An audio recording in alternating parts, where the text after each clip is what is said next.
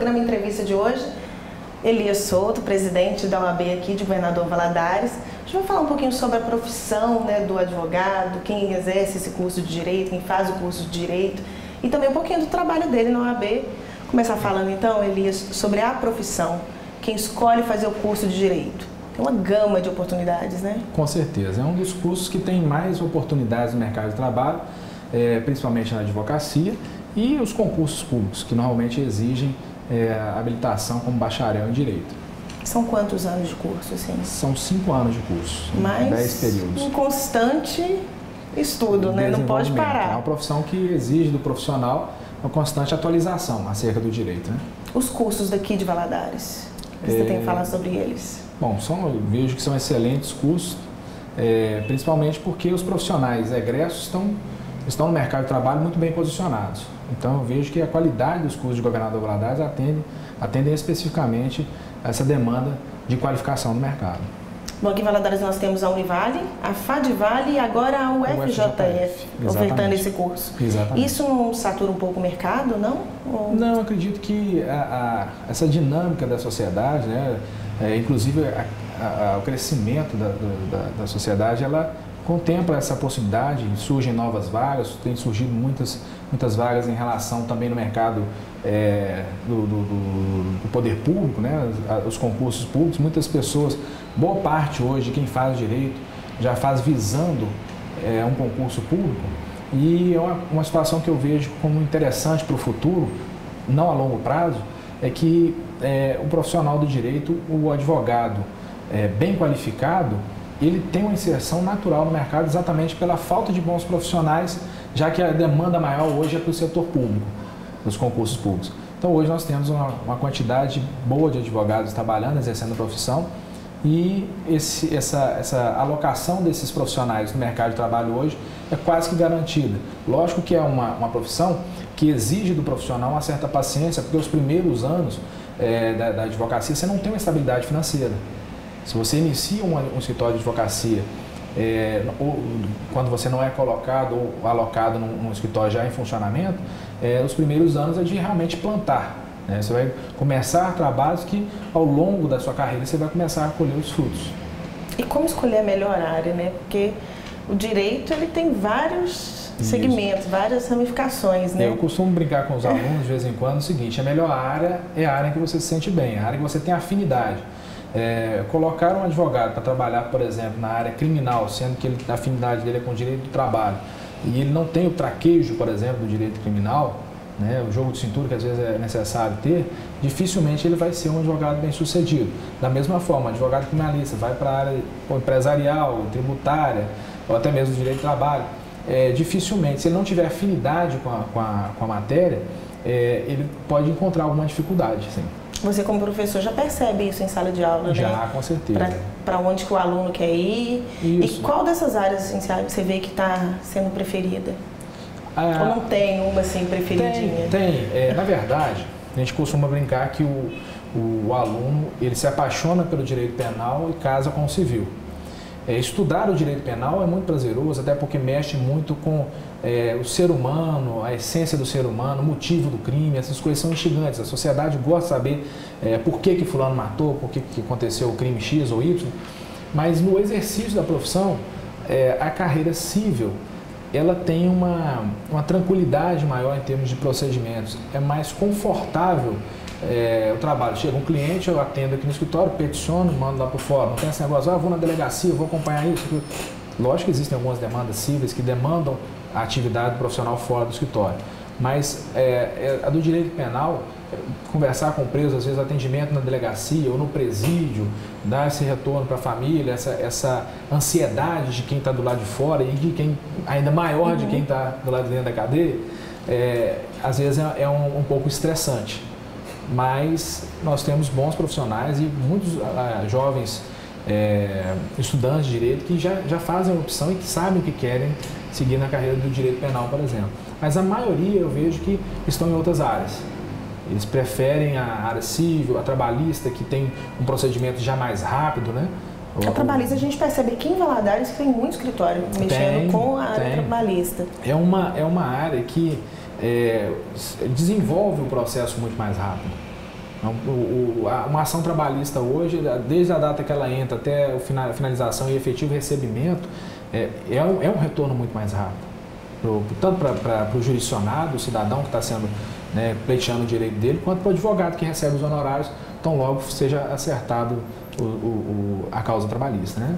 Bom, toda profissão, quando você vai escolher, você tem umas características que você já sabe, assim, nossa, eu gosto de falar, eu gosto de conversar, eu vou ser jornalista. Isso. Para fazer direito, tem umas características assim que são essenciais? Tem características essenciais, mas eu posso dizer até por experiência própria que é possível. Mesmo eu tinha uma dificuldade muito grande de falar em público. Hoje eu já tenho uma facilidade enorme, mas eu tinha uma dificuldade muito grande. Apresentar trabalho em sala de aula para mim era um martírio. Então, eu busquei, eu sabia, identifiquei minha dificuldade, minha deficiência muito cedo. Falei assim, eu quero trabalhar, o que eu gosto mesmo é fazer júris, gosto de trabalhar na área penal. Então, como é que eu vou desenvolver a minha oratória? Aí teve na Univale, na época, um curso de teatro, que tinha um módulo de oratória. Eu acabei fazendo esse curso de teatro com Cássio Montalvão, não sei se você chegou a conhecer, trabalhava na psicologia. Foi muito bacana, era uma turma bem seleta e eu consegui desenvolver. A partir de então, eu tive facilidade, inclusive para poder dar aula, né? Para falar em público, eu consegui desenvolver. Então, às vezes a pessoa fala assim, eu não gosto de ler. É o grande martírio das pessoas. Eu vou fazer direito porque eu não gosto de ler. Mas direito tem que ler e tem que ler muito. Muito, tem que ler. Só que não é assim, eu não preciso decorar o Código Penal inteiro, o Código de Processo Penal, o Código de Processo Civil, o Código Civil, a Constituição. São obras que a gente faz consultas e, assim, no curso de Direito você já consegue assimilar o direito escrito ali dentro. Até porque elas mudam, né? As Com leis, certeza, então está em constante então, modificação. O estudo é necessário sempre no direito. Quem vai fazer direito não adianta pensar que formei ou daqui a 5 anos depois de formado eu já sei tudo do direito, porque o direito é muito dinâmico. As decisões, os tribunais toda hora estão mudando as decisões. Então, nesse sentido, é difícil. Agora, tem pessoas que têm a afinidade com o direito, gostam de ler e falam assim, eu tenho dificuldade exatamente de me expressar. Mas tem várias áreas do direito que não necessitam de uma expressão, uma oratória, ou saber falar em público, ou até mesmo se posicionar, não é isso. Tem áreas do direito, por exemplo, do direito administrativo, que você é mais parecerista. Você pega uma causa, tem uma consulta ali, você responde e já devolve e o seu serviço está feito. A área tributária também tem muito disso. São poucas as audiências que se fazem nessas áreas. Então, já do direito do trabalho tem muita audiência, né? Você tem que, além de peticionar bem, tem que saber também argumentar. A arte de argumentar, que é o mais interessante do direito, é a arte de argumentar, porque você precisa convencer do seu ponto de vista. A lei fala isso, mas e se tem um outro entendimento? Você consegue mudar essa interpretação? Você consegue, às vezes, achar uma outra linha de coerência lógica, de raciocínio lógico, para poder atender ao interesse do seu cliente? É isso que é o instigante no direito. Então, além de você falar as características aí, você já deu umas 3 dicas para os estudantes, né? Abrir o leque, não ficar só lá dentro da sala de aula. Isso. Fazer um cursinho de oratória. Com certeza. Um teatro ajuda também a desinibir. Um curso de interpretação de texto, que é fundamental em toda disciplina, em todo curso escolhido, né? Isso. Só não confundir, que muitas pessoas confundem muito, quando se diz fazer teatro, fica parecendo que o advogado ele é um ator sempre no sentido de contornar a realidade. E, na verdade, não é isso. Quando eu digo que é importante fazer teatro, é para desenvolver expressão corporal, para poder realmente conseguir desenvolver tanto a questão da oratória, como também a expressão corporal, que muitas vezes, no tribunal do júri, é fundamental. Não tem como um advogado hoje ser bem sucedido num tribunal do júri, sem um posicionamento adequado, sem saber colocar bem as ideias de forma na sua expressão oral. Nervosismo atrapalha muito. Então, nervosismo inicialmente não tem jeito de fugir dele, não. Não tem jeito? A primeira audiência, Mas o júri não percebe esse advogado, não? Deve perceber. Porque realmente as primeiras experiências são realmente tensas. O advogado vai fazer o primeiro júri, já às vezes, perde uma linha de raciocínio, dá um branco, aí tem que voltar no papel. Isso é normal, isso é o início da carreira, eu acho que todo e qualquer profissão, o primeiro contato mesmo, real, fala assim, agora está valendo. Aí, e o pior, no júri está valendo o quê? A liberdade de uma pessoa, né? Tá? A vida de uma pessoa que está ali, então realmente... É uma responsabilidade muito grande para o advogado, né? Agora, você fica 5 anos dentro de uma faculdade. Sim. Eu conheço pessoas que no primeiro período já estavam com medo da temida prova da OAB. A prova da OAB. Fala um pouquinho dessa prova, por que as pessoas têm tanto medo dessa prova? É uma prova que já tem um estigma, né? É um preconceito. Exatamente o que você falou. O pessoal fala assim, temida a prova da OAB. Já entra no primeiro período com medo. Já tem medo, 4, já não quer saber dessa prova. Quanto mais tempo eu puder afastar dela. Mas, na verdade, é o seguinte, a prova da OAB, ela tem um nível de dificuldade razoável, não é uma prova simples, mas também não é uma prova tão complexa. A questão é que, muitas vezes, o nervosismo atrapalha muito, né? Muitas vezes, uma matéria que, como eu disse, assim, ela contempla matérias e foram estudadas durante os 5 anos da faculdade. Então, se você tem uma matéria que já tem algum tempo que não tem contato mais com ela, é possível que você tenha uma dificuldade em desenvolver as questões que abarquem temas dessa matéria. Então é importante que o candidato ele esteja preparado, ele venha se preparando e não deixar para preparar na última hora, formei, pronto, terminou a colação de grau, foi para o baile. Do baile, o cara fala assim, não, às 6 horas da manhã vai terminar o baile. Depois das 6 eu vou dar uma dormidinha, vou começar a estudar para a prova. Não, tem um mês de descanso ainda. Tem um mês de descanso, fiquei 5 anos na faculdade. Verdade. Então, assim, o ideal é que ele venha se preparando para a colação de grau, para o baile, mas também já na prova da OAB.